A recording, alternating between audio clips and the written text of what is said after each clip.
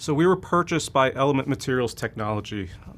Prior to that, we were actually Metals Testing Company, a small mom and pop shop in South Windsor, Connecticut.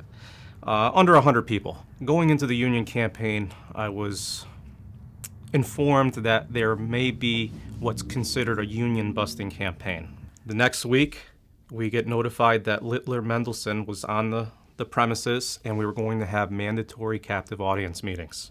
They considered it a education. They wanted to educate the employee on the union. That's how they approached it. And it seemed like as we progressed that they started targeting different areas, different people. It was disgusting. They flew in the vice president. He insinuated that although I can't speak and say right now that we will close the shop, I can predict that we might have to move work elsewhere outside of this facility. And I realized that the NLRB is opposed to that. But unfortunately, the consequences for breaking the law or the rules is a slap on the wrist. In all, we were doing about 2 captive audience meetings a week. And again, they would cycle through. Certain people would get more captive audience meetings and other people wouldn't get that many captive audience meetings. And meanwhile, you have people out on the floor that are putting their all into these jobs and deserve a union.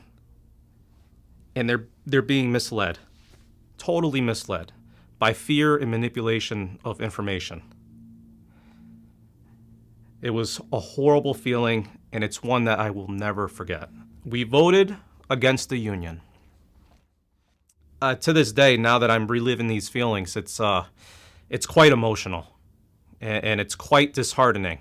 I know they wanted it, but they were just so scared to lose their jobs, their livelihood. Where do you go? It was certainly one of the lowest times in my life. After the union campaign was over, there was a 40% reduction in staff. And it just so happens that the most outspoken people were the ones that were let go. There was certainly a shift in the morale in the shop. Fear, uncertainty was rampant. The legislation regarding captive audience meetings, I feel, needs to be passed. It's a despicable practice and it needs to stop. How upset would people be if you sat them down and it was a mandatory meeting and they start talking to you about their religion and what we think you should believe in? Is that right? No, it's not right.